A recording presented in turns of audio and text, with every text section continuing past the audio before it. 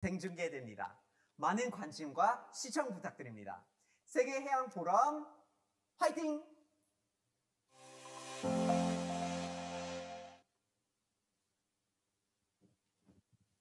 네, 안녕하십니까. 2021 세계해양포럼이 어제 성대한 개막식을 시작으로 오늘부터 본격적인 포럼이 진행됩니다. 이번 포럼은 현장에 계신 연사분들과 해외 연사가 온라인으로 참여하는 하이브리드 형태로 진행됩니다.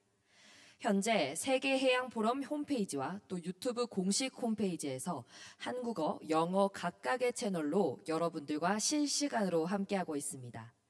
특히 포럼 공식 홈페이지에서 발표 자료 확인과 댓글을 통한 실시간 Q&A도 진행 중이니 여러분들께서 궁금한 점들을 남겨주시기 바랍니다. 그럼 세계해양포럼 해양도시 네트워크 그린스마트 해양도시로의 항해를 이끌어주실 김종덕 한국해양수산개발원 원장직무대행님을 모시겠습니다. 큰 박수 부탁드립니다.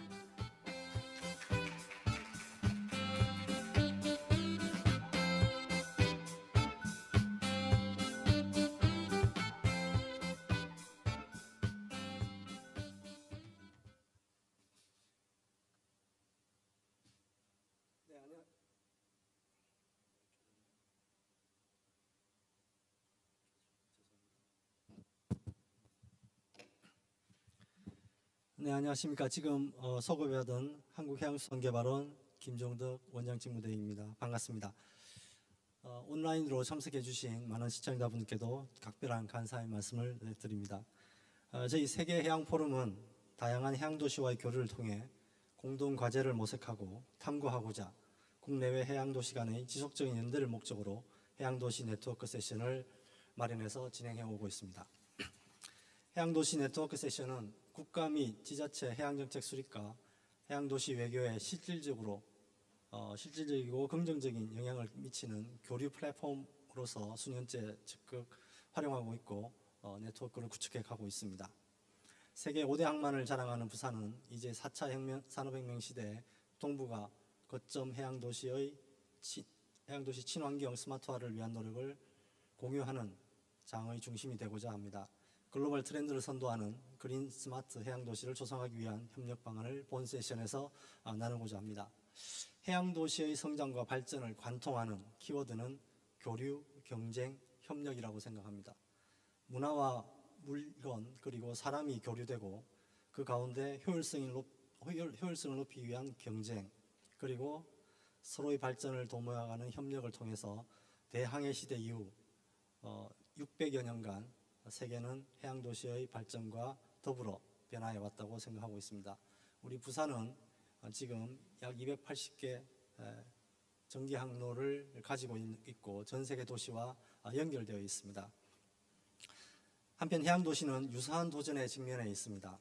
기후변화로 인해서 해수면 상승 일어나고 있고 또 재해가 빈번해지고 있습니다. 이는 도시의 생존에 직접적인 위협을 주고 있는 상황입니다.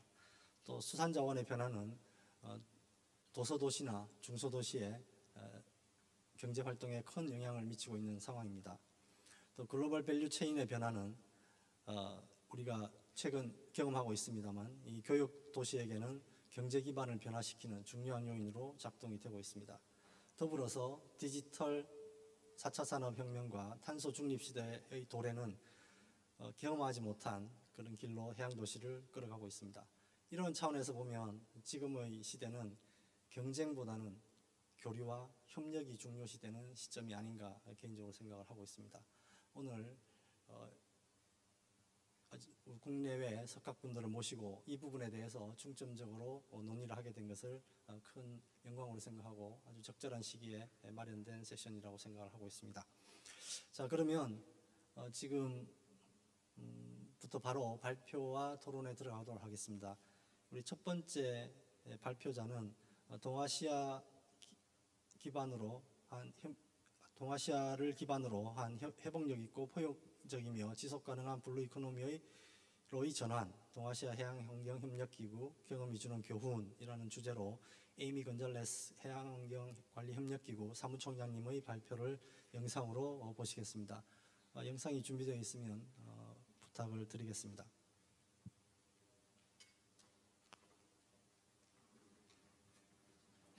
Good day, everyone. First of all, I would like to thank the organizers of this 2021 World Ocean Forum in Busan for inviting me once again to deliver a message on the future vision of cities in the East Asian region. The forum's theme, The Future of Ocean Transformation, is relevant and timely. While the global pandemic has affected the way we work, interact, and travel, the issues confronting our coast and ocean before the pandemic have not disappeared, and we need to act with a greater sense of urgency. The issues on marine plastic pollution, global warming, habitat degradation, illegal, unreported, and unregulated fishing affects everyone, but nowhere is it acutely felt at the local level in coastal villages, towns, and cities. The pandemic has demonstrated the intimate and intricate relationship between people and nature, between human health and ocean health, and the need to make this relationship right. This global pandemic, while affecting the way we work, also offers opportunities to support the blue-green recovery by harnessing more innovative ways to sustainably co-manage the coastal and marine resources. My presentation will describe PEMC's work in helping local governments transition towards this recovery. I will share practical examples of how some cities in the East Asian seas have adopted solutions such as combating marine plastic pollution from the source to sea, to increasing resilience to the impacts of climate change, among others. Now, by way of introduction to PEMC, the East Asian seas region is characterized by marked differences in history, politics, economics, and culture, but we share one ocean and one source of the bounty. The collaboration among like-minded countries started as a regional marine pollution project to address eutrophication, nutrient loading, and oil spills. The project pioneered the application of integrated coastal management in two provinces, Xiamen in China and Batangas province in the Philippines, and they were successfully replicated in other cities and provinces in the region. From that small pollution project, governments in the region realized that sectoral approach is not the best way to tackle the complex interrelated problems confronting our seas. Governments recognized early on that integrated management solutions and strategic partnerships are key to protect, manage, and restore the seas and ocean. Partnerships are important if we are to maintain and sustain the ocean economy, given its tremendous value of providing food and nourishment, jobs, medicines, energy sources, protection.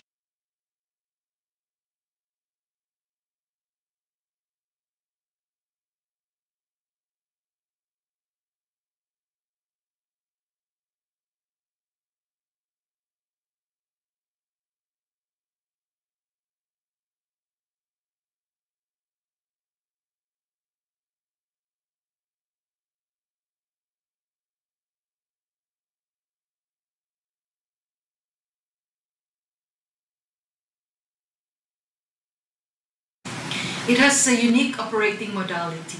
At the regional level, it shares a regional strategic framework, and at the national level, it facilitates the development, updating, and monitoring of ocean policy and legislation, including on integrated coastal management. At the local level, it assists local governments in implementing integrated coastal management by offering technical services, training, and capacity development. PEMC has created a network of local governments. It was officially launched in Haikou, China in 2006, and it was signed by 18 founding local governments, including cities like Changwon, Ansan, and Shiwa. Now it has 52 members. It is a unique regional community of local governments that are working towards sustainable growth and development in the region. Now, Busan is soon to become a member, and we will swear it in at the PNLG General Assembly at the East Asian Seas Congress meeting on December 1. Guided by its vision of coastal areas through the East Asian region, managed sustainably, the PEMC network of local government has played a critical role in implementing the shared strategy because it is the primary vehicle for implementing the integrated coastal management. A marine debris prevention initiative was launched at the 2019 PNLG Forum. It called for members to strengthen policies, regulations, institutional arrangements, monitoring and reporting, data sharing and experience sharing, management, and advocating for blue citizen action to encourage participation from a broad range of stakeholders. Moreover, a PNLG policy forum on blue economy was organized to provide a platform for the member local governments and partners to share experiences and insights on blue economy approaches, identify policy concerns and options to facilitate blue economy development at the local level. 15 members shared locally driven initiatives with blue economy components from Cambodia, China, Indonesia, Malaysia, Philippines, Vietnam, Timor-Leste, and Thailand. They had very practical examples of steps taken by these cities to contribute to blue economy. And I have a paper presentation that I could share with you to explain what they have been doing. Other well-documented case studies include the Xiamen model of integrated coastal management, where in the 1990s, PEMC, in partnership with the Xiamen local government, introduced integrated coastal management to the city. Aiming to improve the management of the marine environment, it has become one of the most successful ICM implementation and a model for other countries. ICM promotes the sustainable management of coastal areas alongside complementary economic activity. It encourages urban and territorial planning with long horizons, managing development to preserve the natural environment and build resilience against future threats such as climate change. The Xiamen model addresses sustainable industrialization and employment in coastal areas while working to protect the ecosystem in Xiamen and neighboring marine areas. Policies and frameworks are designed to protect the ecosystems, are created alongside dedicated allocation of resources. Through this, Xiamen has reduced pollution, worked to mitigate and adapt climate change while growing economically. The ICM process is iterative with an ongoing focus on creating a sustainable city. In Xiamen, marine functional zoning has been established as a low-cost and effective way of dealing with the conflicts over the use of marine resources. It also supports the development of maritime activities and promotes the research and monitoring of marine resources. There are various environmental concerns that were considered within the marine functional zone. It guides large-scale sea dredging, for example, large-scale aquaculture rehabilitation, and beach restoration. On the development side, it facilitates the creation of alternative employment options that support many fishers and other members of the local community. Innovative urban and territorial planning has emerged in a number of situations, such as wetland and mangrove restoration.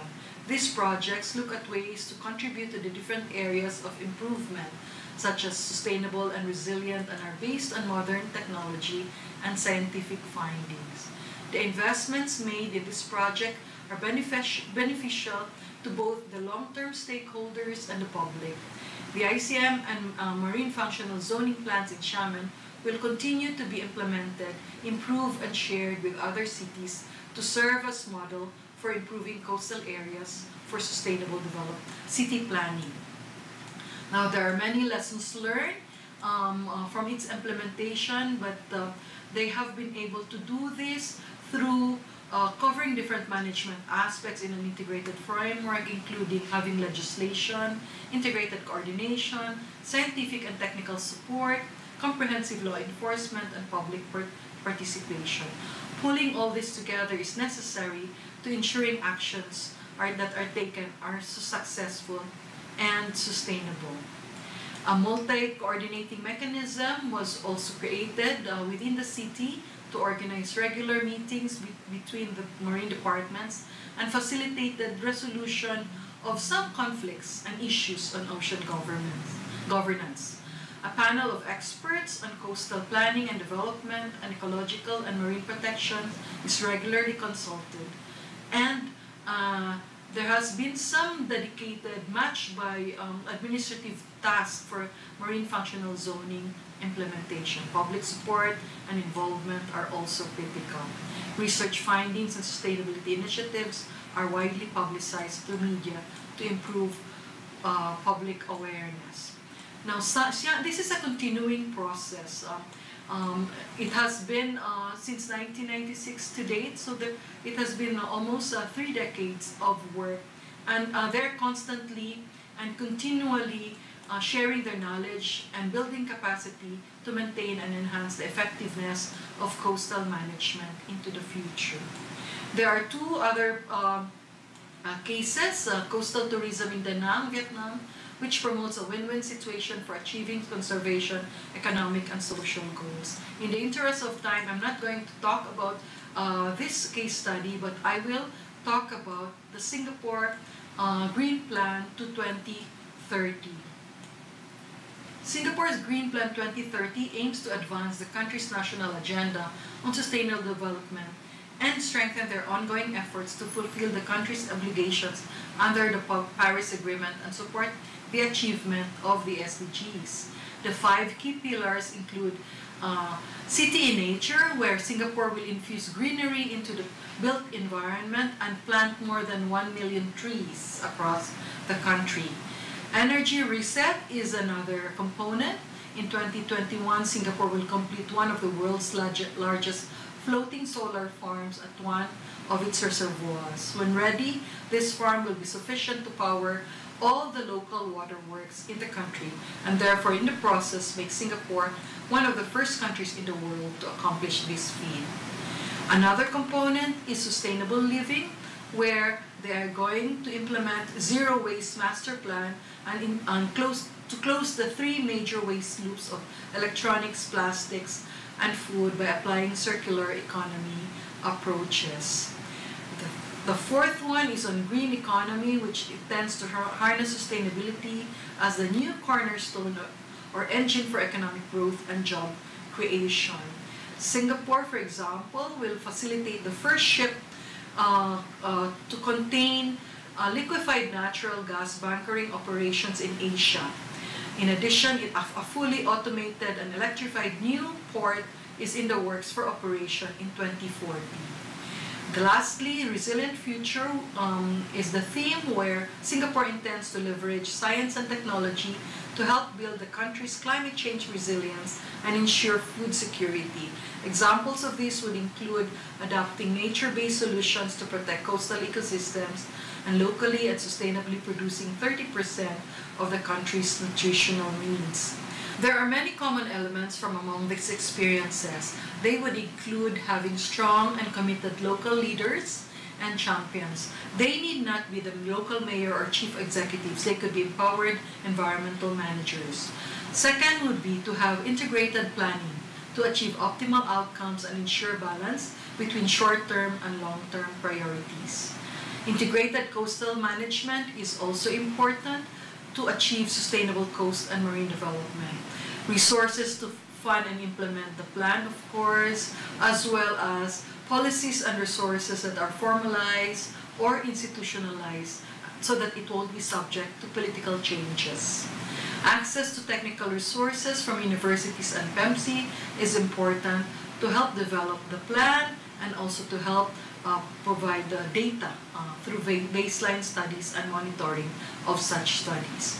The inclusion of stakeholders from coastal communities, academe, NGOs, and private sector in the planning would ensure ownership and support from the stakeholders. Documentation of good practices is also key because better documentation, especially on the socio-economic impacts of the solutions, will go a long way in sustaining and upscaling initiatives and offering good leverage for more funding and more projects and programs. Lastly, communication and sharing of good practices and lessons with other LGUs and in fora such as this is also important because environmental management is not static. The work is a constant learning by doing and learning from others. learning and knowledge sharing are not one-off exercises. So we organize joint PEMC network of local government and PEMC network of learning centers, learning events, which includes joint science policy forum, joint ICM executive training course to discuss management strategies and role of local executives. These are participatory training methodologies, fields workshops, knowledge exchange sessions, etc. Joint study tours, when the pandemic is over, can also provide local chief executives an understanding of a role of local government and empower him to implement and embrace these programs. In furthering the mission, vision, and goals of the PNLG, we are currently preparing the new strategic plan for 2022 to 2030 in alignment with the timeline of the new SDSC implementation plan and the global sustainability targets of the UN SDGs to 2030. This is developed in close coordination with the members with a view of launching the new strategic action plan at the EAS Congress, again on December 1. In closing, in a region where there are varying economic and political resources, I would like to emphasize that every simple and small solution counts while contributing towards a broader transformation. I would like to close by inviting coastal cities and towns in Northeast Asia to become members of the PNLG, to share and learn from each other's local solutions, to contribute to a bigger, broader, and global impact. For more information, you can contact the Ministry of Ocean and Fisheries and agencies like PNLG, KIOS, COEM, and KMI on how to go about implementing integrated coastal management and becoming a member of this network. It is never too late to start. And with that, I end and I wish you a productive and successful forum. Thank you very much. 네, 에이미 곤잘레스 팸. Yes, thank you very much. That was the presentation by Executive Director Amy Gonzalez of PEMC, and we were able to learn about the cooperation among regional governments. In 2004-2005, when I was working with PEMC, there were about 20 regional entities, but in 15 years now, the number has grown into 50. Integrated coastal management is a system that is now used to increase exchanges between marine cities. So thank you very much, Ms. Gonzalez, for that presentation. Now we would like to move to the next presentation.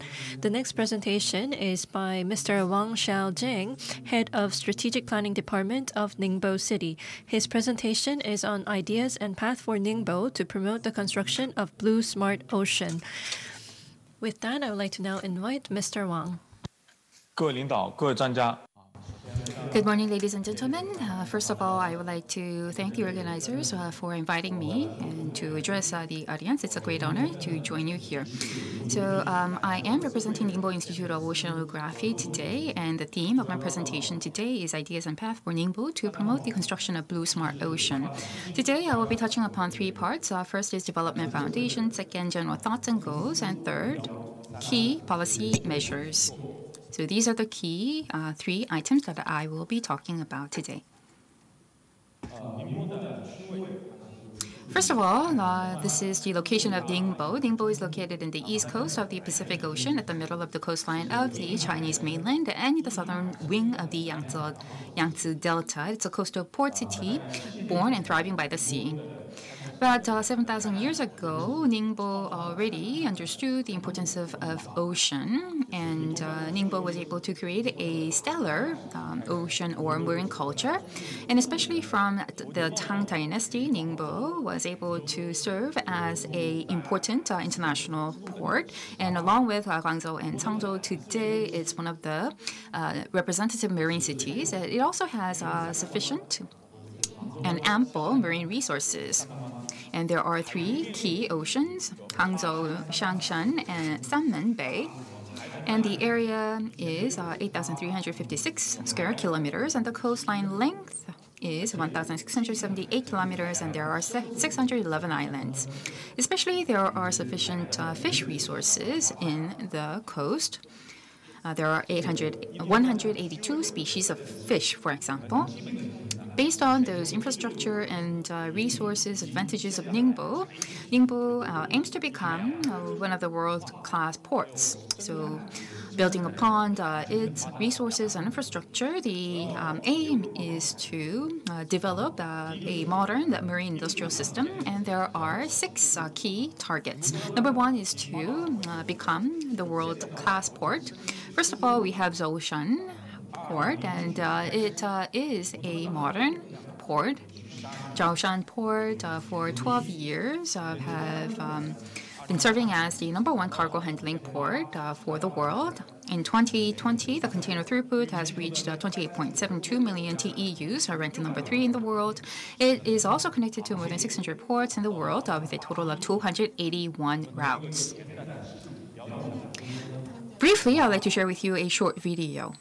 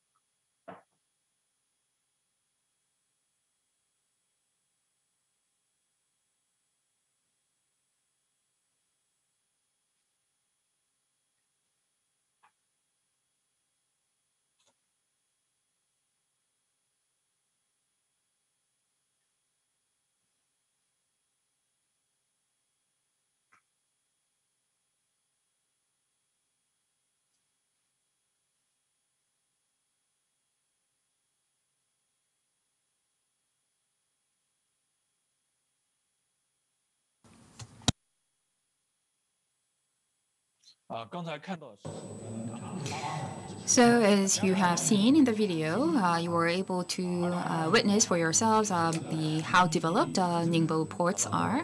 Also, we have well-developed marine economy. In 2020, the total output value of marine economy was 167.4 billion renminbi, accounting for 13.5% of GDP. So every year, we see a 5% growth. And during the past 10 years, it's been accounting for more than 10% of China's GDP. Next, I'd like to talk about distinctive characteristics of our industrial structure. Now, if you look at our industrial structure, we have primary, secondary, and tertiary. So each account for 7%, 50%, and the remainder. The primary industry means the largest component. The largest component of primary industry is fishery, and also the main components of secondary industry are marine new materials, marine equipment, and marine biomedicine. And tertiary industry mainly includes marine transportation, tourism, and science and education services. Fourth, increasing capacity of marine scientific and technological innovation. We have 18 marine scientific research institutions in Ningbo and several national enterprise technology centers, provincial key laboratories, and also engineering technology centers. Fifth, improvement of marine environment. As we seek to develop our marine resources, we're also paying attention to preserve our marine environment. Also, creating a marine civilization and marine culture is our goal, and therefore we are making continuous efforts in order to well preserve our marine environment. Today, we have 2 national marine nature reserves and also 2 national marine parks. So the total protective area amounts to 586 square kilometers, and we are also trying to create a smart ocean. We understand that it's important to monitor dynamics of different islands, and using that, we are creating a smart ocean system. During the past several years, we've been growing and developing along the path of these 4 different stages. And as you can see, we are and have become a modern coastal city, and we are making continuous and sustained efforts to create blue economy. In order to become a modern coastal city, we do have a comprehensive marine city development strategy. Based on that, we have very coordinated and diversified programs. First off is marine environment protection, and for that we plan to become a green smart city, and we also plan to nurture green and blue economy. Based on those, going forward, I believe that Ningbo will be able to become a blue smart economy and also one of the leading cities in China. So, general thoughts. We have one topic, two systems, and three key points. So one topic means integrated development with four main elements: port, industry, city, and culture. And two systems means developing two different systems. They are modern marine industrial system and marine resource spatial system. And finally, three key points: marine scientific and technological innovation, blue ocean home, and marine digital governance are the key 3 points. So based on those three key points, we have redefined our development goals. By making full use of Ningbo marine tourism resources, we plan to build a coastal development zone with integrated elements, port, industry, city, and culture, and create an industrial and international coastal city with beautiful sceneries and with high living quality. Aside from those, we are also working to boost the development of marine science and technology. And also, when it comes to coastal waters, we believe that preserving and also stabilizing marine environment is very important. And also utilizing smart modern systems. We are trying to build a demonstration area or demo area of smart marine comprehensive application. By doing so, I believe that we can do a more minute management of our marine resources. Next, I'd like to move on and touch upon key measures. First is construction of modern marine industry led by scientific innovation. Relying on the marine science and technology innovation platform, innovation of enterprises can motivate the formation of modern marine industrial clusters. So in partnerships with R&D centers and also with businesses, allowing businesses to take the lead, we believe that we can create stellar modern marine industrial clusters. We do have some key targets. Key project number 1 includes construction of national marine innovation platform, focusing on the research of marine new materials and establishing key marine laboratories to meet the needs of marine resources development and marine research. The Ningbo Institute provides support, and based on that support, we are studying different marine materials, and we also set up different labs. Next key project is breakthroughs of key technologies. Cultivating a number of scientific research institutes, emphasizing the main role of enterprises in the field of scientific and technological research, and promoting joint technological research between enterprises and scientific research institutes. We believe that academia and businesses can be brought together for joint research for breakthrough technologies. And in order to make those ideas into realities, we are incubating startups so that they can succeed in developing key innovative technologies. Key project number 3 is 10 advantageous industrial chains. We have marine chemical, marine logistics, marine plants, and other key projects are listed on the slide. And cultivating 10 advantageous industrial chains and enterprises would help to build a modern marine industry system. And this is going to help us to have advantageous position. And I believe that so far it has been very beneficial for developing our competitive edge in these S&T's area. And 2, we're going to also work on developing marine ecological civilization. Marine protection system and also marine restoration systems would be very important to make that happen. Pollution management, pollution prevention systems is going to be very important, and stronger legal and regulation systems will also be important. And we are also trying to build water enjoyable space belt. We do have a serene environment, especially marine environment, so we aim to fully utilize those resources. So for example, as you can see from here, key project number 1 under this theme is to build a coastal scenic highway. So building a highway, but at the same time preserving the environment and nature adjacent to those highways is our goal. And key project number 2 is building Blue Bay.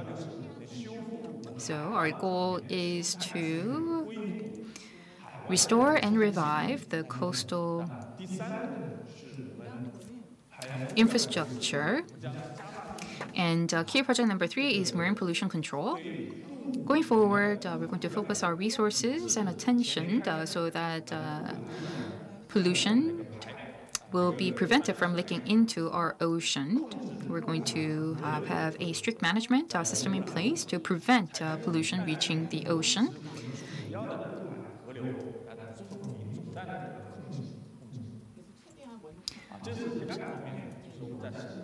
So we are going to nip in the bud when it comes to marine pollution. And number 3 is comprehensive development of smart ocean.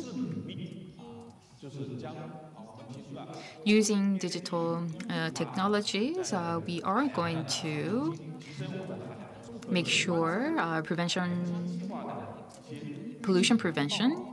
So we have monitoring systems in the air, water, and underwater. So using those three-dimensional marine observation and monitoring system, we believe that we can effectively prevent marine pollution. We also have, under this theme, key project number 1, which is cloud platform.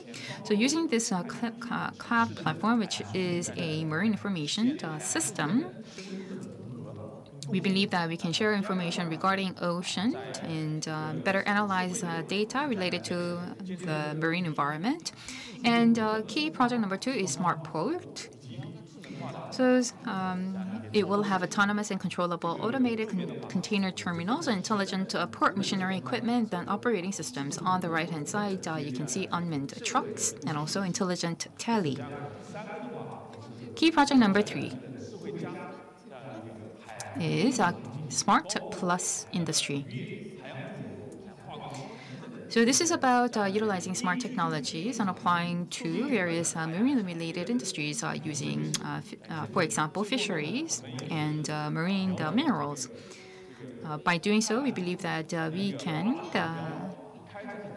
advance marine industries development. And we are also studying ocean carbon sink economy. We believe that ocean is very important as a carbon sink. Therefore, we are reviewing and studying different models to make ocean to serve as carbon sink. Ocean can effectively absorb CO2, and therefore, in order to become a carbon neutral country in the near future, we believe that research in this area is going to be very important. Finally, this is my last slide related to ocean and marine fisheries. We, Ningbo, have also various events. We have China Maritime Forum, also Maritime Silk Road Port International Cooperation Forum, and also Ocean Expo Ningbo. If you have time, please do visit us. Yes, thank you very much. That was Mr. Wang Xiaocheng, Head of Strategic Planning Department of Ningbo City. Ningbo is a city that has close relations to Korea. We have some facilities from the Shilla era that are located in Ningbo, and it is one of the fastest growing Chinese cities. And I was able to learn that it was a city that was preparing a comprehensive plan to develop its ports together with its culture and also its environment. It is coming up with many plans to implement the concept of Blue Bay so that industry and environment can coexist. I would like to thank Mr. Wang for his great presentation. Now we are going to listen to the last presentation of this session. Researcher Mr. Chang Ha-yong of BDI will be presenting on Northeast Asia Green Smart City Vision of Busan. Mr. Tang, please.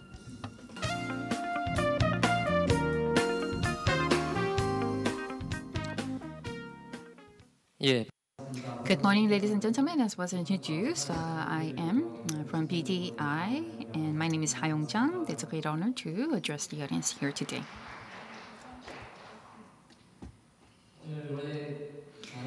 Originally, I understand that the plan was to have other participants attend the forum in person. However, I understand that we are holding this event in a hybrid method.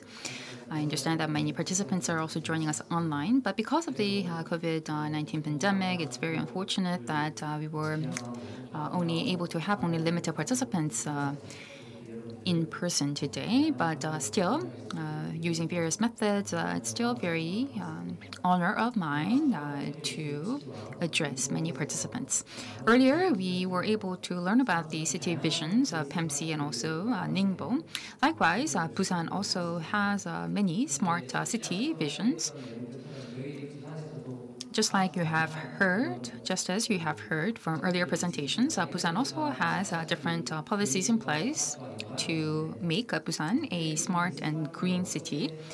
So how are we going to combine and integrate green and smart cities and also utilize those and have them contribute to the development of the city of Busan is going to be very important. So thank you very much for giving me this opportunity to address this very important topic. I understand that we also have a discussion session following my presentation. So instead of just listing for our participants different policies that we have, I would like to zoom in on how Busan is striving to become a green smart city and what the overall direction is going forward. So based on my presentation, we believe that we can also induce some inputs from various participants. And we believe that we will have some discussants following my presentation, and I believe that their insights and inputs will be very important and definitely will be incorporated into our vision so that we can make Busan a green smart city. So the theme of this year's World Ocean Forum is ocean transformation, and therefore I would like to share with you the vision of Busan, how it plans to transform in the future, and why this green smart city vision is important, and what sort of opportunities will open up in the future using this vision, and what are the potential and promising industries would be. First of all, this is the vision that Busan foresees. Back in the 14th century, it was the era of coal, and at that point in time, the Dover Strait was the hub for coal transactions. However, in the 21st century now, the era of oil has opened up, and in the 21st century, the Malacca Strait is serving as an important hub. However, in the future, we believe that Busan will become a hub, and also Northeast Asia, and where Gyeongnam, Changwon is located, we have Korea Strait, and future is going to be the era of gas.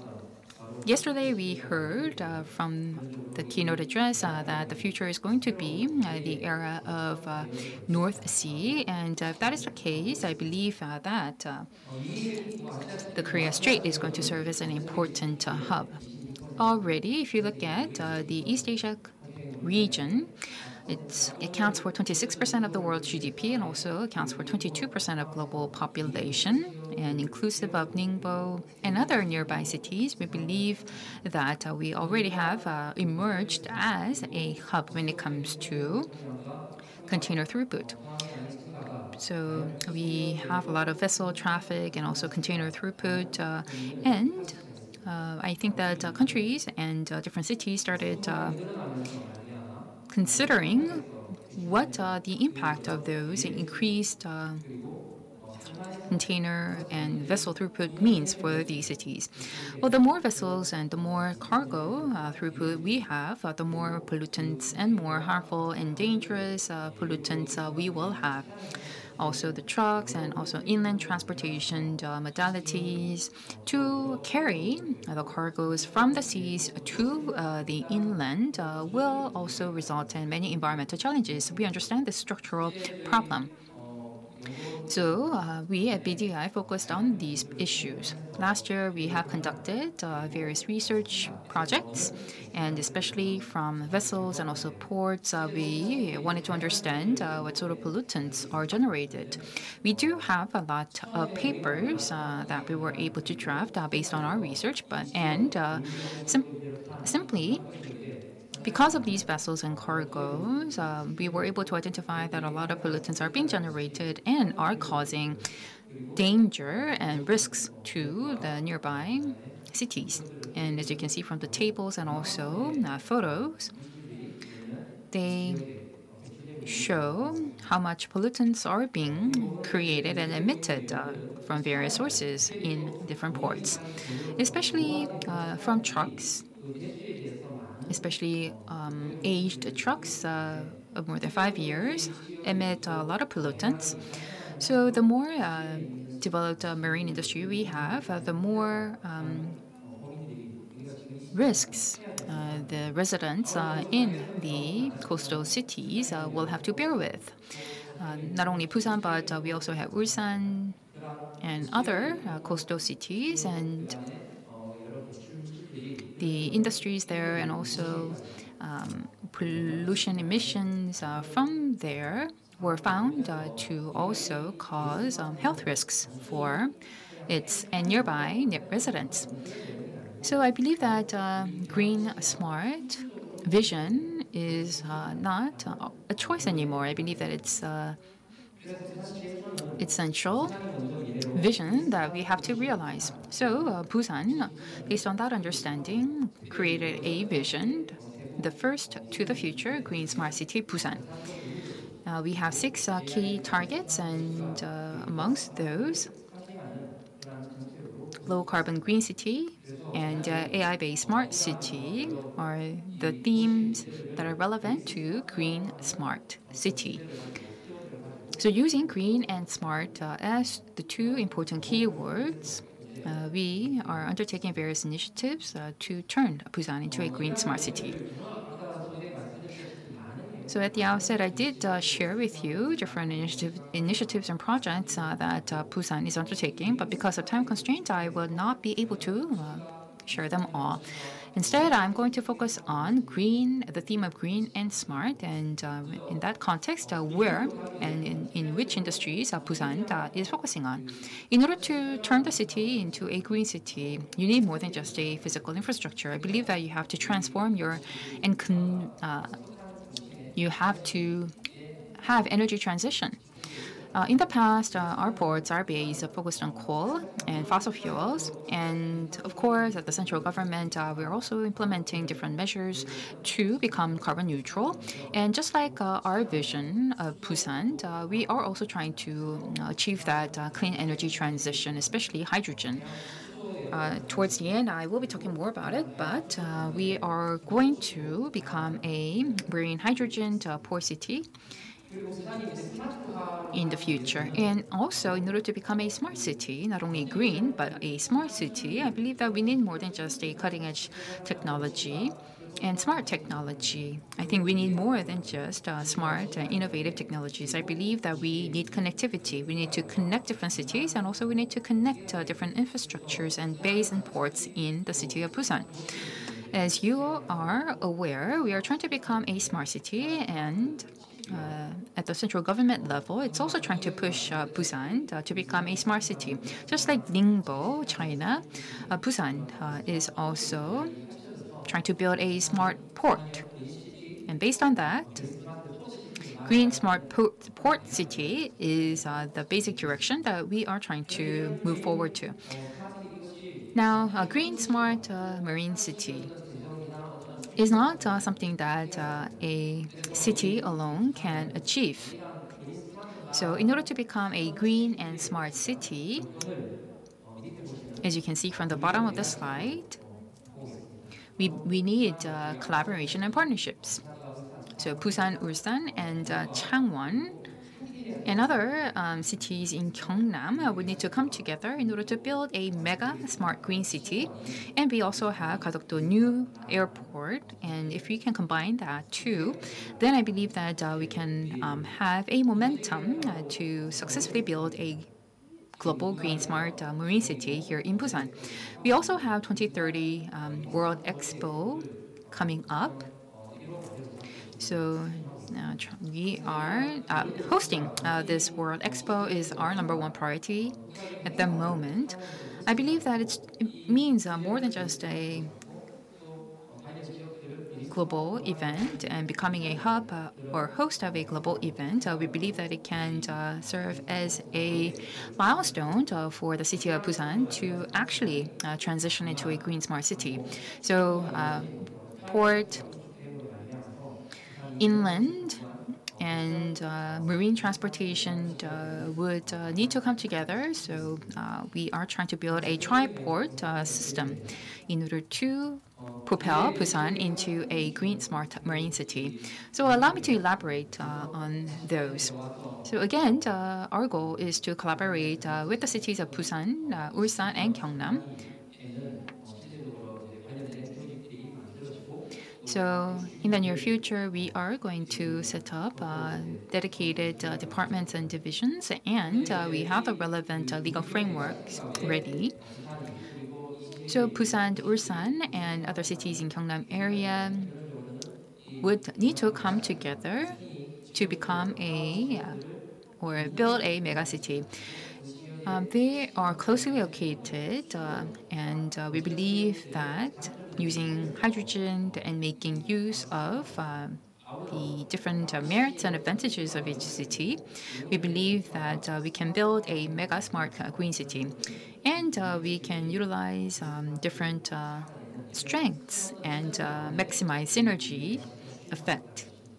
And for that reason, we're trying to collaborate with these nearby cities and build a mega green smart city.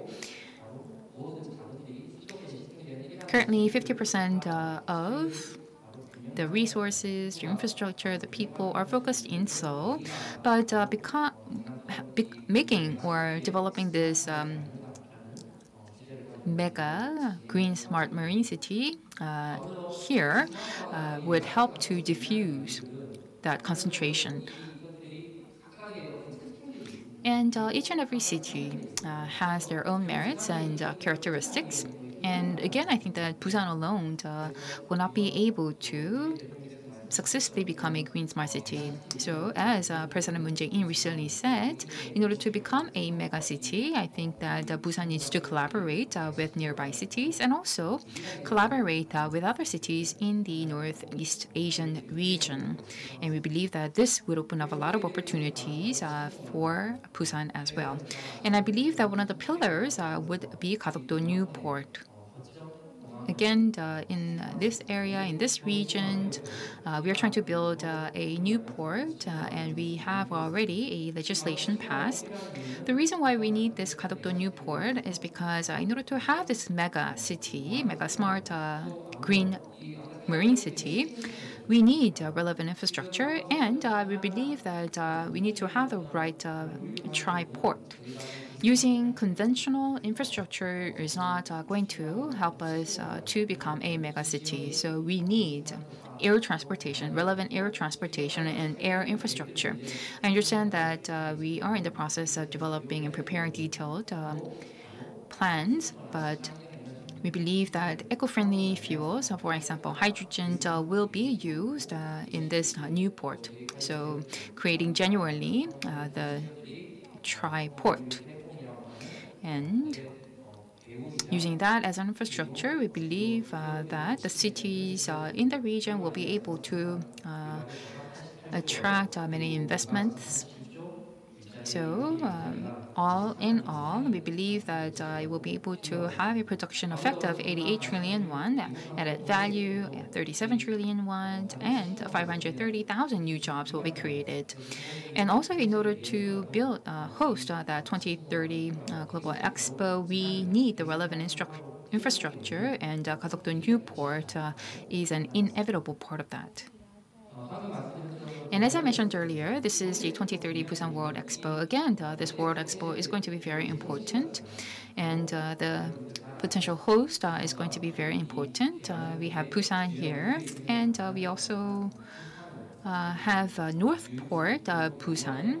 We have idle land there.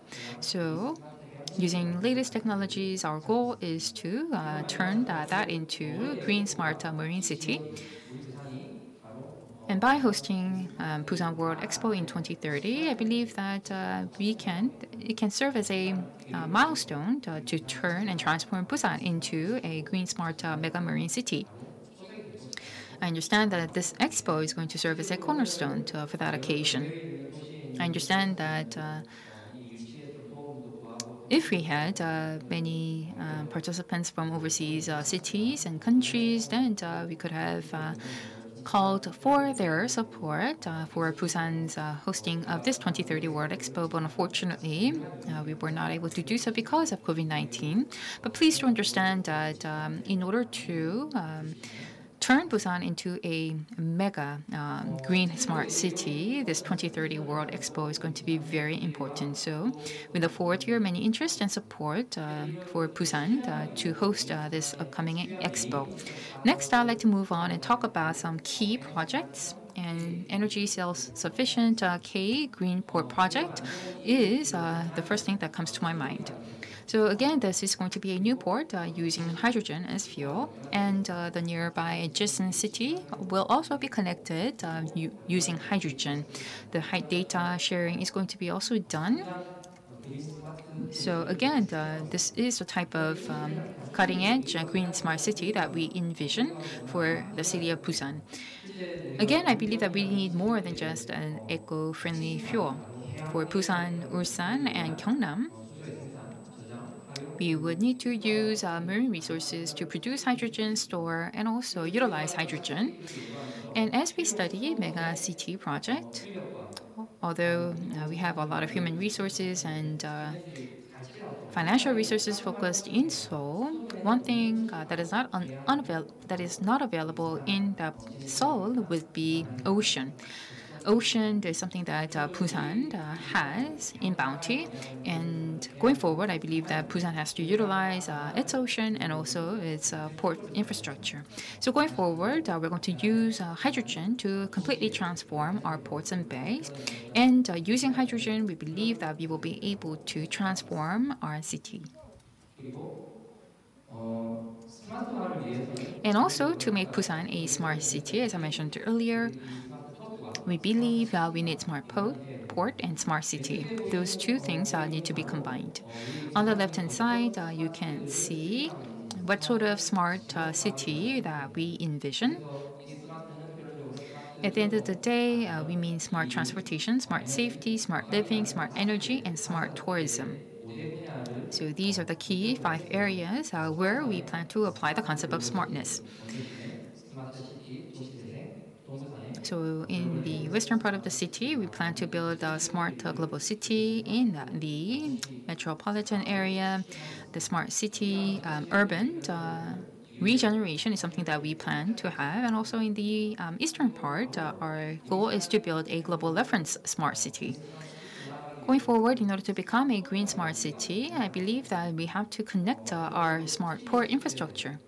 If the city and the port work separately and are not integrated, I don't think that we can call Busan a smart green marine city.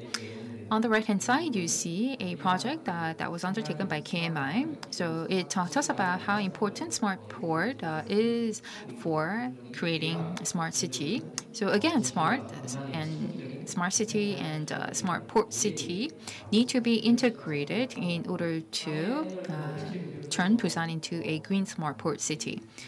Earlier, you talked about KMC and heard about what other cities in the Northeast Asian region are doing. So likewise, Busan is also undertaking different initiatives and projects to become a green smart city in the future. Now, what would be the deliverables or measurable goals for Busan? Our KPI, in a way, would be to become a world's fifth marine green smart city by 2030. We do have outstanding marine infrastructure, and I believe that they're second to none when it comes to their quality. But I believe that network is something that we need to work on, and financing is something that is very important. So in order to make a green smart city, I believe that software-related infrastructure is something that we need to reinforce.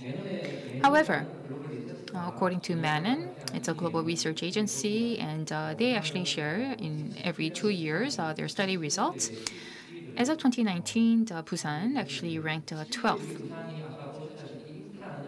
or rather 10th in their ranking.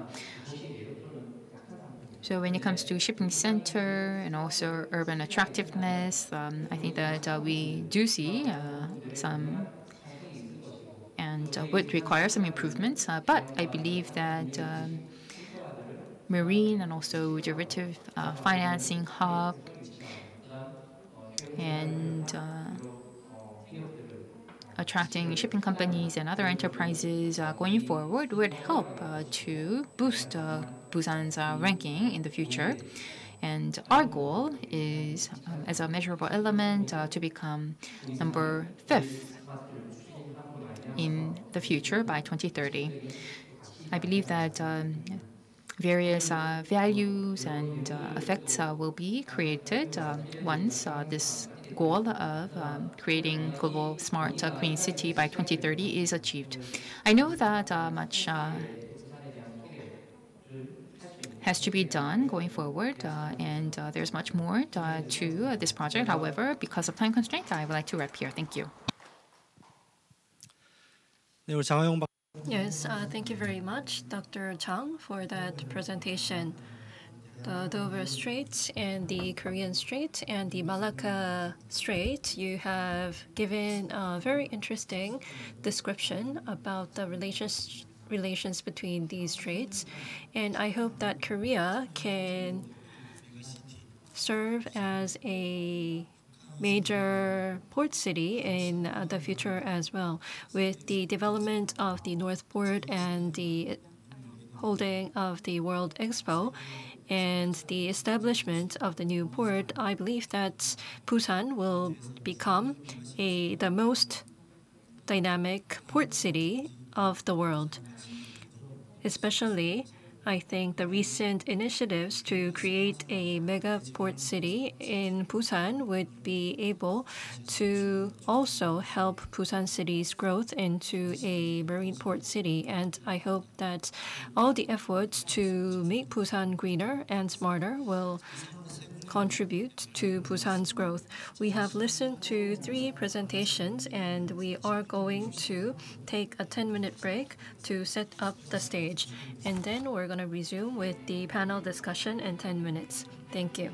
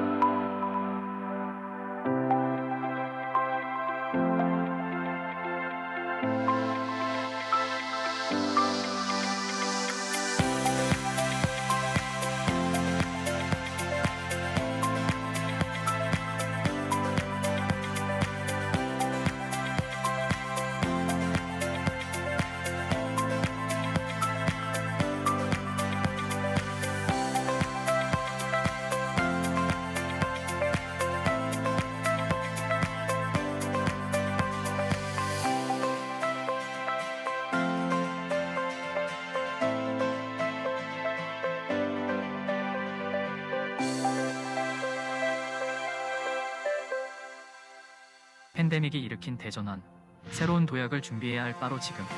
축의 대전환 오션 트랜스포메이션 2021 제15회 세계해양 포럼이 온라인으로 개최됩니다. 글로벌 해양 이슈를 조명하고 미래 가치를 공유하는 해양 전문 컨퍼런스. 지속 가능한 해양 산업을 위한 다양한 세션과 이벤트를 온라인으로 참여할 수 있어 더욱 풍성해진 제15회 세계해양 포럼. 10월 26일부터 28일까지 공식 홈페이지와 유튜브로 생중계되는 세계해양 포럼에 여러분을 초대합니다.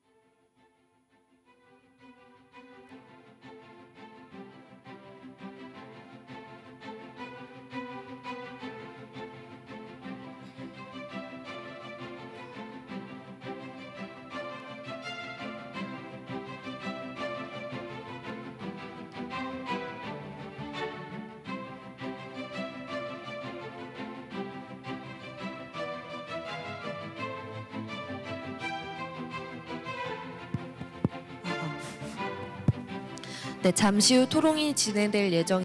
Ladies and gentlemen, we are going to start the panel discussions shortly, so I would like to ask the moderator and the panelists to come up to the stage.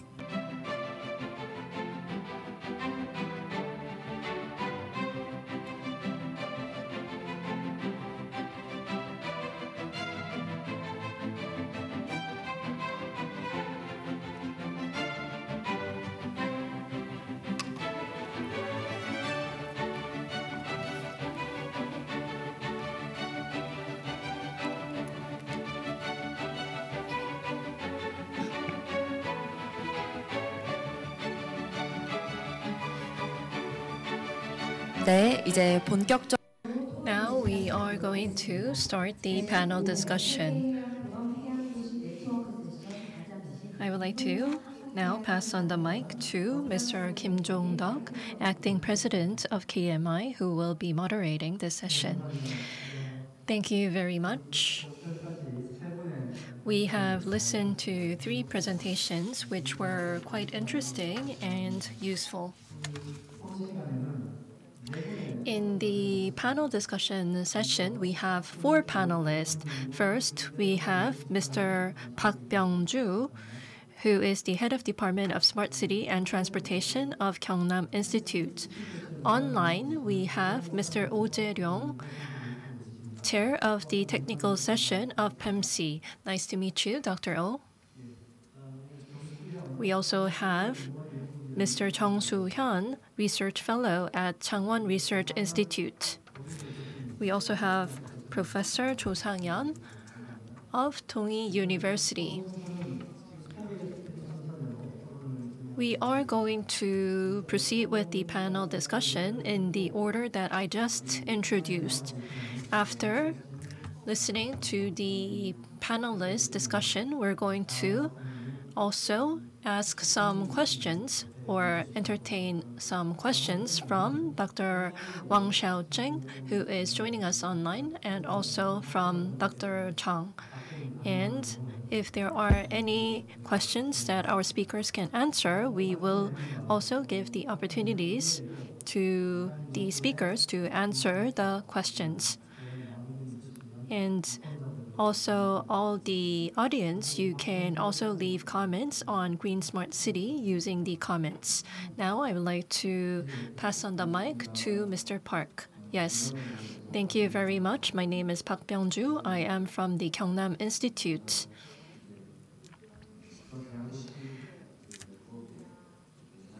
First, I would like to thank you for inviting me in this Smart Marine City session. Gyeongsang Province is not actually a city. It is a province consisted of 18 cities. It is a regional province of Korea. So unlike the city of Ningbo or the city of Busan, we do not have a unified vision to develop a marine city. However, as Busan is one of the representative marine cities, not only in Korea, but also in Northeast Asia, as you know, Gyeongsangnam Province is very close to Busan, and it is located in the west side of the city of Busan. And as we are geographically located closely with Busan, we have many marine initiatives going on. So I would like to introduce today the Gyeongsangnam Province's initiative to develop the marine cities and how we hope to strengthen cooperation with other cities in Asia. First, as I mentioned earlier, Gyeongsangnam Province is consisted of 18 cities. However, not all 18 cities are coastal cities. Only a few cities are coastal cities, and one of the major projects that we have is a shipbuilding plant business, and we have major large corporations in this industry. In Koje City, we have two major corporations operating, and based on this shipbuilding plant business, Koje City is growing fastly, and also the city of Changwon is growing into a marine city with multiple initiatives. The second industry that we have is the port industry. We have 9 trade ports, and through these ports, we are supporting the regional economies of the surrounding areas. Also in Dongyang City and Goseong-gun, we have the fishery industry, which are growing fastly as well. Smart aquaculture or smart fisheries are some of the industries that we are focused on now. And in Gyeongsangnam Province, for the first time in the world, we have a national ocean park which was designated for the first time in Korea. So using this National Ocean Park, we are also promoting the growth of marine tourism. So as I said, we are focused on these 4 major industries related to the ocean. But unfortunately, shipbuilding and plant business are businesses that are focused on utilizing the marine resources, but for the other 2 industries, these are industries that can grow by preserving marine resources. So there are some contradictory aspects to these industries. So we are trying to strike balance when we are implementing policies to grow these 4 industries. And recently, we are also focused on the utilization of smart technologies to increase efficiency of our projects. In our province, we are focused more on development than preservation. So let me brief you on our efforts to develop marine industries in our province. In the shipbuilding plant industry, Koje and Changwon cities are the 2 main cities that are doing good in this industry. As you know, 2012 was the year when the shipbuilding industry struggled a lot, but recently, the shipbuilding industry is restoring its vitality. But the biggest problem of the shipbuilding industry is that the structure or the output is at a large scale. So it is very hard to manage the operation of the shipbuilding plants or the schedule. And also, in terms of the safety of the workers, we are experiencing a lot of challenges. So we are experiencing many troubles in utilizing ICT and the fourth industrial revolution technologies to grow the shipbuilding industry further. So in the face of these challenges, we are making a lot of efforts to make the shipbuilding plant industry smarter. Especially, we have a project called the Smart Yard Project for the worker management, equipment management, schedule management, and worker safety management. We have difficulties in monitoring and managing these real time. So we are trying to apply IoT and other fourth industrial revolution technologies to efficiently manage workers' schedule and equipment and so on. So these smart yard projects are centered on Changwon and Gyeonggi cities. And under this initiative, we are carrying out multiple projects.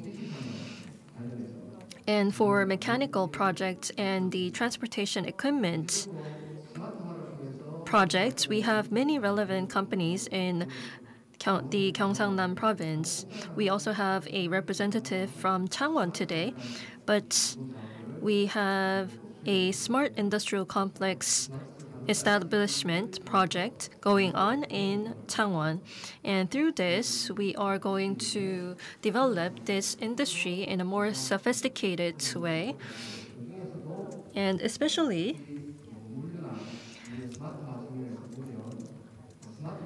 the growth of the logistical industry and the establishment of smart factories. These are some of the goals that we are trying to improve the efficiency of the relevant companies. So we are trying to lower the logistics cost by combining the logistics needs of multiple companies and trying to make logistics much more efficient. So these are some of the efforts we are making in our province. I told you that one of the major industries we are focused on is the port industry, and the port business in Gyeongnam province is centered on the Masan port in Changwon, and also we have the Tongyang port for the fisheries industry, and we have two coal-powered fire plants in our province. We have Samcheonpo Port and Hadong Port to support these power generation plants. And what is most important here is that we are going to build new ports in Busan and also a new port in Jinhae. And we have to make efforts to really make these ports a smart port. And Changwon is also making efforts to create these smart ports. And to create a smart port, we have to automate the technologies that are used in ports. But for the past 10 years, a lot of facilities in ports became outdated. So we need to have more modernized equipment and facilities, and also have talents to really operate those smart technologies. So we have to be providing training to the relevant officials, and we also have to be able to develop these technologies on our own. So we have the Logistics R&D Center in Gyeongsang Province to foster the growth of the startups that are developing these smart port technologies. And the R&D Center is also conducting research and development activities related to this technology. And also, smart port logistics technologies have to be also based on homegrown fundamental technologies. So we are also focused on the R&D of these technologies as well. In the smart industrial complex, we are not only integrating logistics, but also integrating the use of facilities and equipment so that the facilities and equipment can be shared by multiple ports. So we are trying to create a platform where all the relevant entities in the logistics complex can share the equipment and facilities. Probably you might have heard the news about the safety accidents in logistics center and ports. So we are trying to adopt wearable robotics technologies for the safety of workers. So we are conducting these projects also to increase worker safety. We also have smart aquaculture and deep sea fixed plants for aquaculture projects. And we are also collecting data from deep sea. And through the big data analysis, we are making smart aquaculture much more efficient so that all the relevant entities can grow together through the capitalization of these technologies. So these are some of the efforts we are making in Gyeongnam Province. And what is most important is, as Dr. Chang mentioned in his presentation, Northeast Asia Smart Logistics is some of the major efforts that we are making. We are trying to create a Northeast Asia logistics hub because Busan Port is one of the major ports in the world. However, due to the COVID-19 pandemic, e-commerce between countries has been increasing, and also agricultural products are being exported to other countries through ports because of this growth in e-commerce, cross-border e-commerce. And that means we need to have a cold chain system to maintain the freshness of the agricultural produce. And we also have to have a system to smoothly exchange information between countries when there are greater trade among countries. So we need to have a system to increase the logistical efficiency of these cross-border trades. And we also have to establish a cold chain system. And this should be based on a cross-border information exchange. And that is why we need to create a Northeast Asia logistics hub. And with that, I would like to finish my remarks. Thank you very much, Dr. Park, for your discussion. He has detailed about the plans and the vision of the Gyeongnam Province. I was going to pass on the mic to Dr. Oh, but because of some connection problem, I would like to first pass on the mic to Dr. Chung Soo-hyun first. Yes, nice to meet you. My name is Chung Soo-hyun. I am the chief of Changwon Port and Logistics Research Center of Changwon Research Institute. I would like to first extend my heartfelt congratulations to the organizers of the 15th World Ocean Forum of 2021, and I would like to thank them for inviting me to this valuable venue. I would like to give my remarks based on a material that I prepared. I would like to ask you for your understanding, even if my presentation can be a little bit rigid. Increasing the competitiveness through eco-friendly smart port is no longer a matter of choice, but an irrevocable trend forward.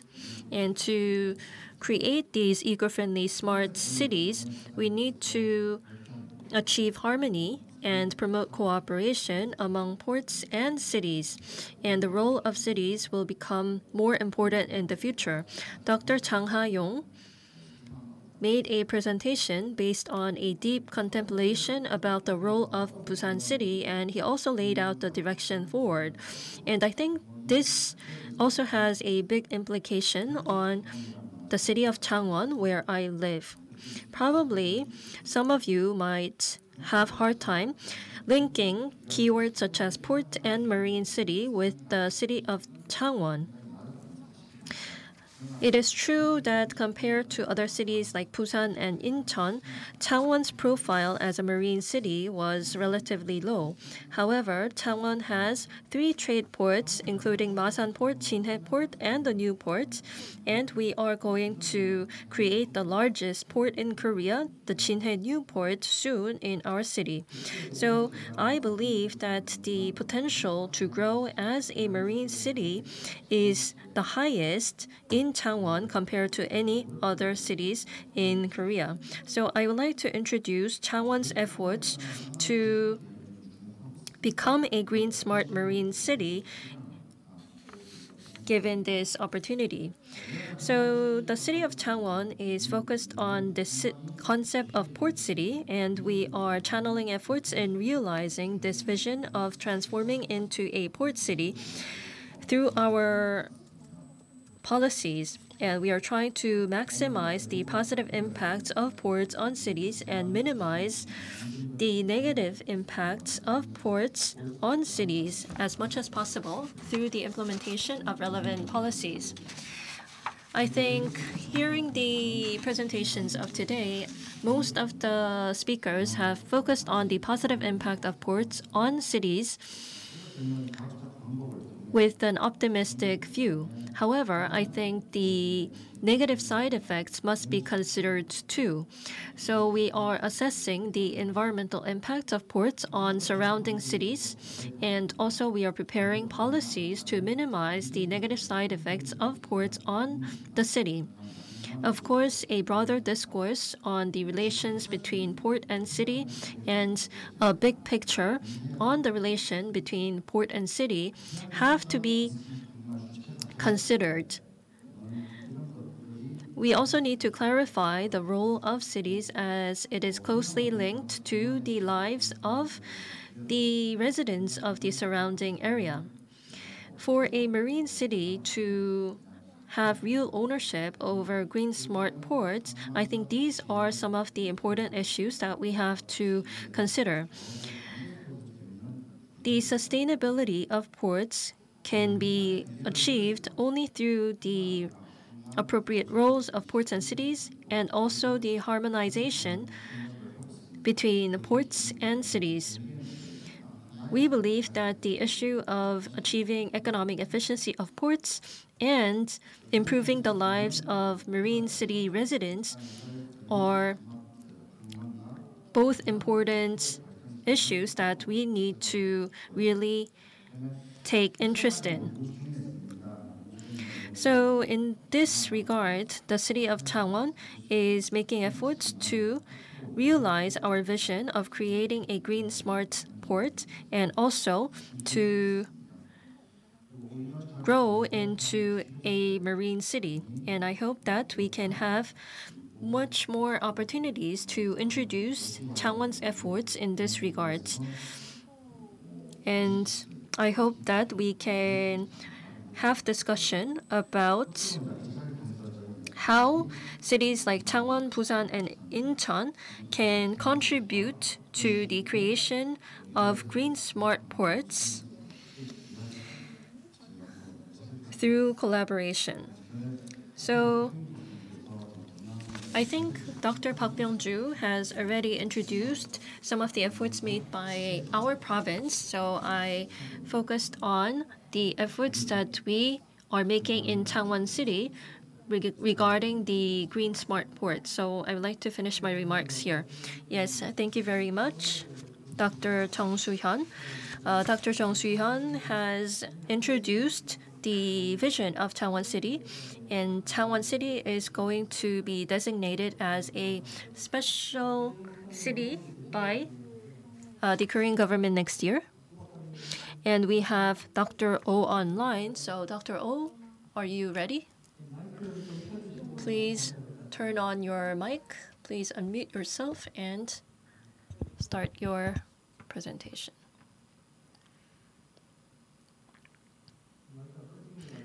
I think you're muted.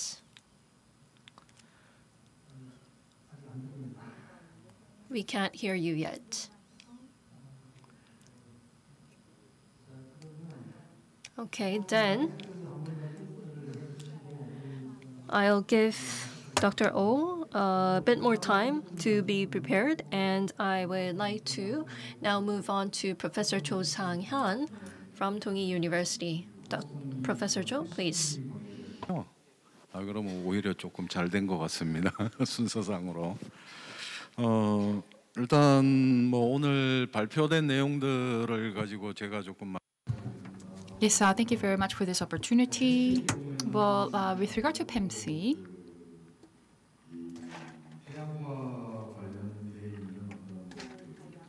I understand that it's a network for collaboration and sharing amongst marine cities and coastal cities. And I understand that one of the primary goals is to make cities more green. And the member cities have their own unique characteristics, and by utilizing their characteristics, I believe that they're working on improving water quality and also environmental preservation and etc. I believe that although in a very short period of time, I think we were able to learn about different projects of PEMC members.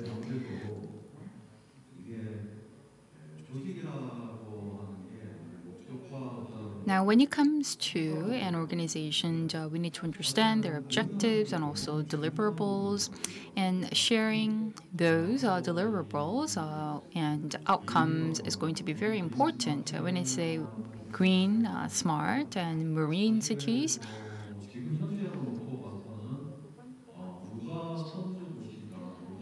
It's difficult to tell which cities are at the forefront. This is the case because there are so many different areas in the field that we have many players, and therefore it's very important to provide a forum and venue where these players can come together and share their experiences and knowledge. At PEMC, there is a study group, and it is through those mechanisms that PEMC is promoting knowledge sharing and experience sharing. So my question is, going forward, are there any other mechanisms in place to promote sharing? And secondly, we were able to learn about Ningbo and Ningbo Port. The city of Ningbo, when we look at it from the perspectives of Busan, we may be in a competitive position because of our ports, but I believe that we would need to collaborate going forward. Again, Ningbo is a port city, and we were able to learn about various measures that Ningbo has in place in order to promote itself as a green, smart marine city.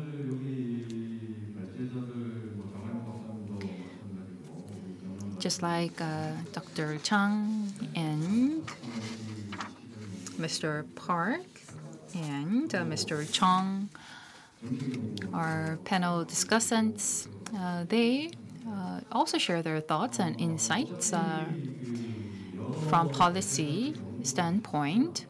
And as was mentioned by our speakers and discussants,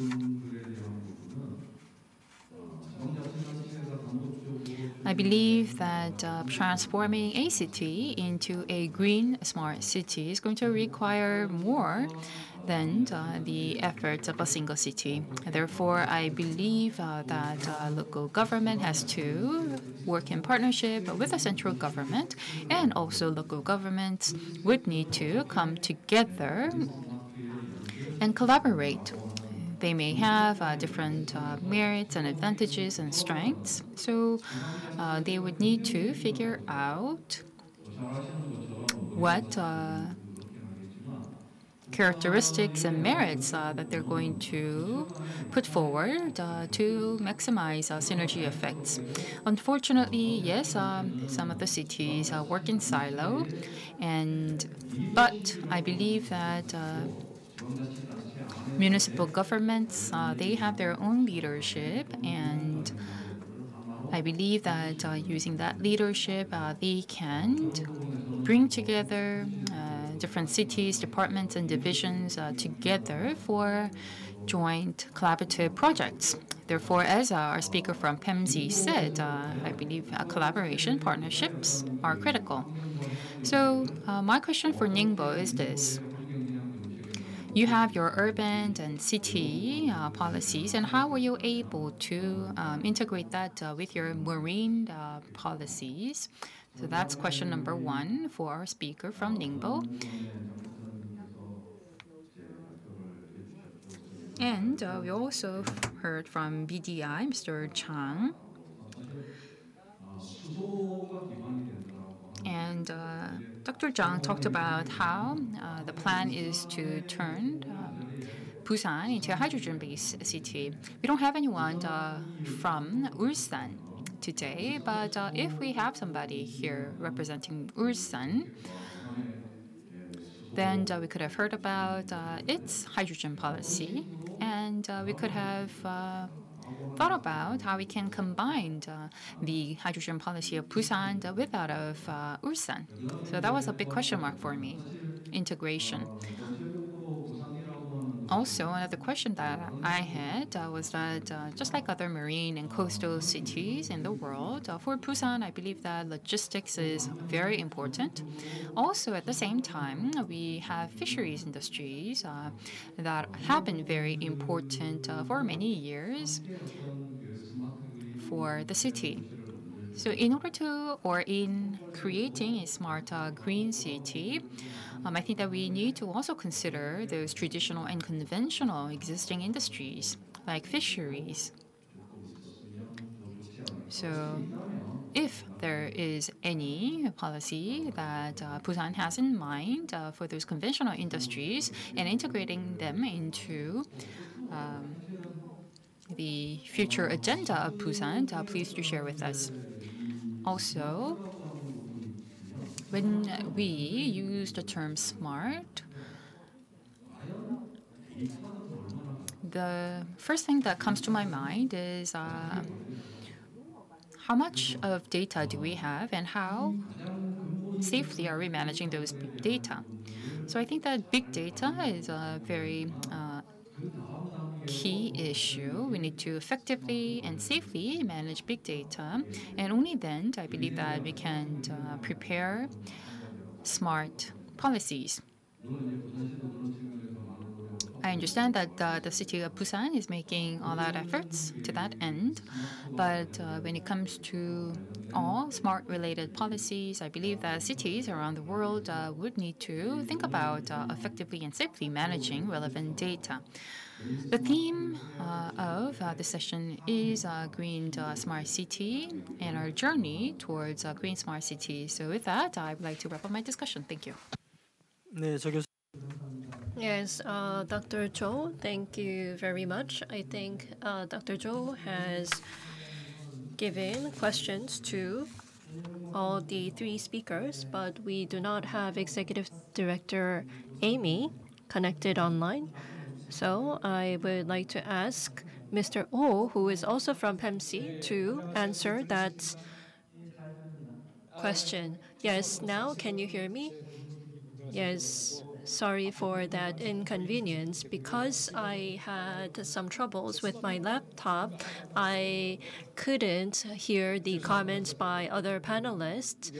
I am connecting through my smartphone, so I don't think I'll be able to give answer to that question. So I would like to ask you for your understanding about that. Executive Director Gonzalez also mentioned about how Busan City joined the membership of PEMC's regional city network. In Cambodia, there was an event. There was the East Asia Ocean Congress. There is going to be this Congress being held soon, and Busan City will be participating in this event. So I would like to explain about PEMC briefly.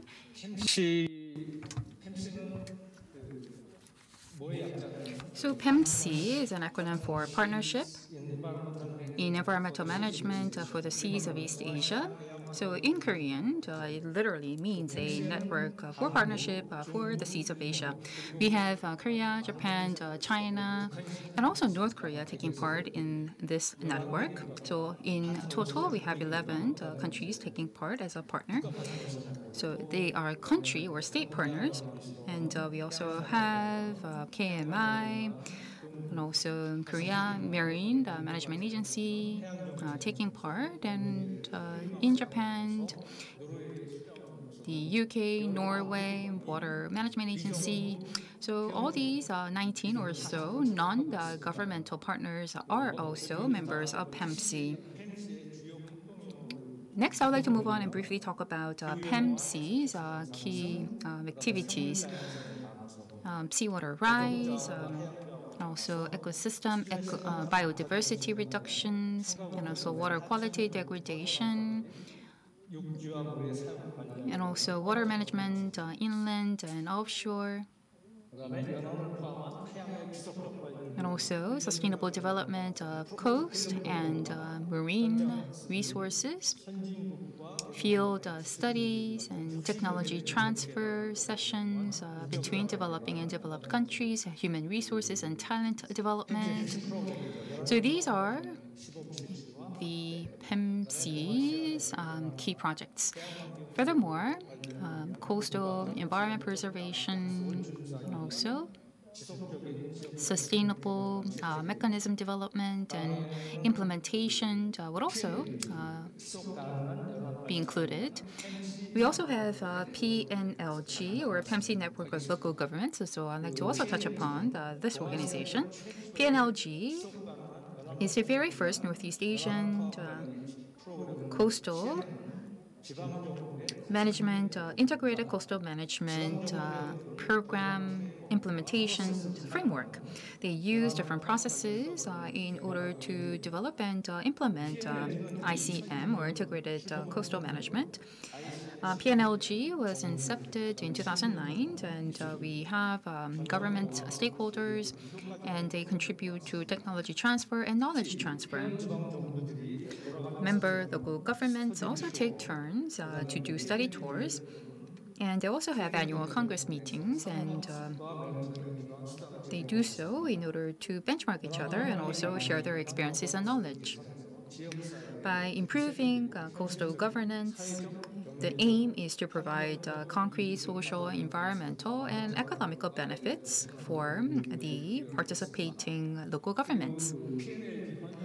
And if you look at the PNLG's charter, it talks about how local governments, coastal and marine resources need to be used in a sustainable manner and managed also in a sustainable manner. And the importance of setting up coastal and marine plans, process, and tools also need to be developed and implemented. And local governments would need to build capabilities and competencies to better make decisions and collaborate with the academia in terms of science and technology. and also work with financial organizations and institutions and NGOs to come up with measures to raise funds. Also, with regard to natural resources, social and business responsibility is highlighted. So it promotes the participation of different stakeholders. And in diverse areas, it talks about also having research and learning programs for its local governments. So as the executive director Gonzalez mentioned, we have Changwon, Ansan, and Siwa in the province of Gyeongnam taking part as members of PNLG and also PEMC. And as was mentioned, December this year, Busan also plans to become a member of PEMC. Smart Green Marine City is the vision and goal of Busan, and I believe that through PEMC, Busan's such a vision and objective can be shared with other local governments around the world. Thank you. 예, 감사합니다. Yes, thank you very much. Dr. Cho asked a question, and I think Dr. Oh already answered that question, even if he was not able to hear the question itself. I think all port cities in Korea are suffering similar problems. When it comes to digitalization, I think digitalization has to be based on cooperation among ports and cities. So cooperation and standardization are some of the tasks that we are facing. Intercity collaboration and creating specific plans for those intercity cooperations is very important, and in this regard, I think PEMC's role will grow in the future. Professor Cho asked a question to Mr. Wang. It was related to the relations between the central government and the regional government. What kind of cooperation mechanism do you have in China? I'm not sure if Mr. Wang can provide an answer to that. Yes, thank you very much for the opportunity. Can you all hear me well?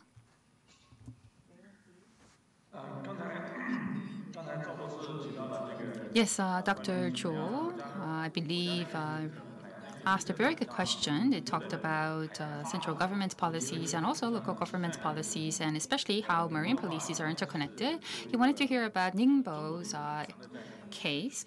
Ningbo is a big marine city in China, and when it comes to the central government policies, Ningbo is one of the cities that are at the forefront of implementing those policies, and we also have a lot of test beds. And especially this year, China has four major economic initiatives, and also in the 14th five-year economic plan, you can see that it is well interconnected with that of Ningbo. And especially you can look at the country's goal and objective when it comes to marine development.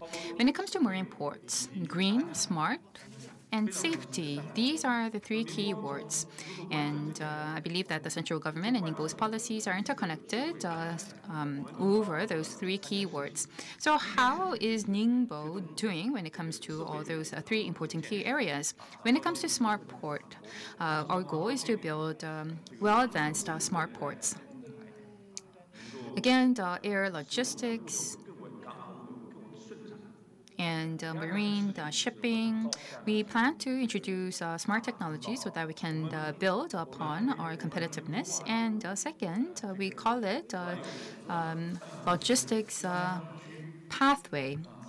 We have built this logistics pathway, and that pathway connects 5 different ports in the region. These 5 key ports in China also includes 3 key ports, and those actually have multimodal transportation systems, interlinking railways as well. Third, I'd like to talk about port safety. again, the central government is very into promoting safety. So we have unmanned transportation systems, including trolleys, cranes, and etc. So in line with the central government's 14th economic plan, we have set up Ningbo's own development plans, and we are working hand in hand. So based on the central government's strategy, we are also setting up our initiatives and policies in our region. Also, if you look at the 14th economic plan, it talks about how it's going to promote marine economy and blue economy. So I believe that the central government's policies and also benefits and incentives are going to be very useful for Ningbo, and Ningbo is going to fully utilize those in order to transform itself as a smart central marine city. We are also nurturing talents to make that happen, and we're also setting up science and technology research centers so that we can advance our technologies. We understand that tripartite collaboration is very important so that we can generate some concrete results.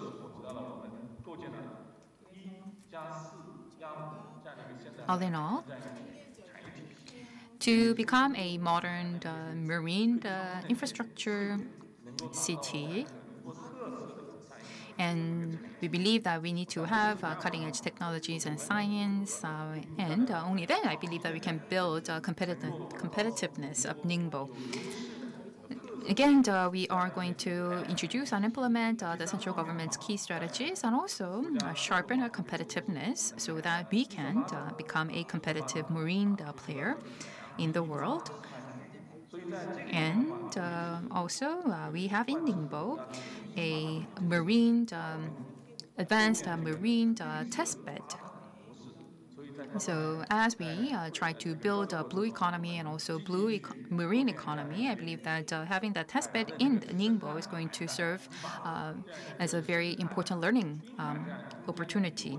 So building a network of marine ecosystem is going to be very important. I believe that we can utilize in different ways marine resources and sharpen our competitiveness. So again, via marine resources and marine green smart marine development, I believe that we can open up new promising opportunities going forward. Ningbo, again, if I may summarize, is fully utilizing the central government's different marine policies, and we are on top of that adding different characteristics and strength of Ningbo so that we can become a strong marine player. Thank you. Yes, Mr. Wang Xiaojing, thank you very much for being with us for a long time online, and also thank you for giving a detailed explanation to the question from our panelist. Thank you very much, Mr. Wang. Mr. Wang shared Ningbo's strategies, and I think issues related to railways or ports and other infrastructure, I think this is something that not one regional government can address. So it is inevitably linked to the policies of the national government. And I think our task is to think about what we can do based on the national plan. And also in Korea, we are making efforts to implement the national plan in a more effective way. So I think Ningbo's case can become a useful example to the efforts made by Korean cities. So I would like to pass on the mic to Mr. Chang. Yes, thank you for the opportunity again and for those very insightful discussions. I think that including Busan and other cities and overseas cities, for example, Ningbo, were able to gain some important insight. Again, Busan, Ulsan, and Gyeongnam Province is trying to come together to build a mega marine city, and I believe that it's very important for us.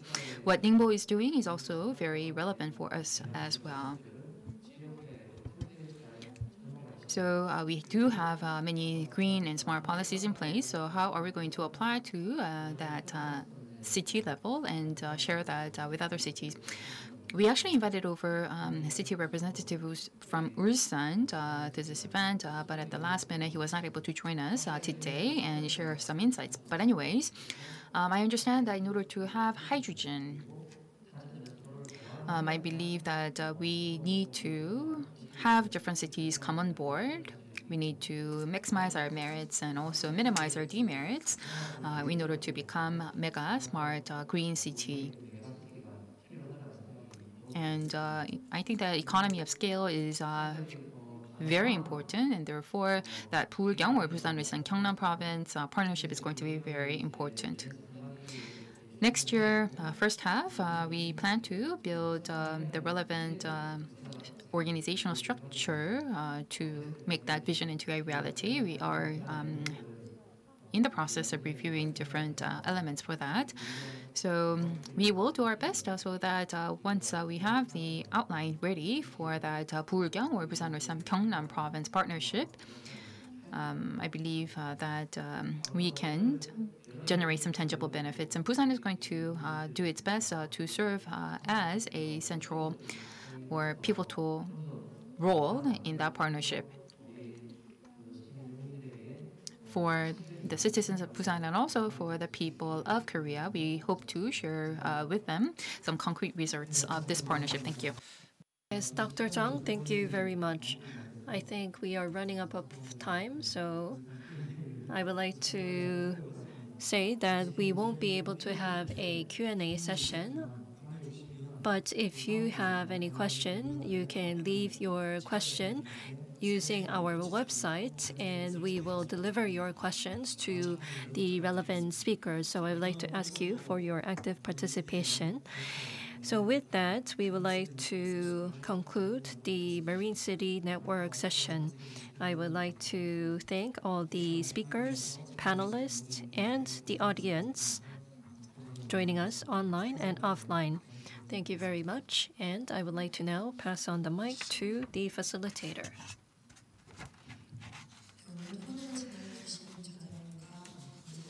Thank you very much, Mr. Kim, who moderated this event, and I also would like to thank the panelists of the session.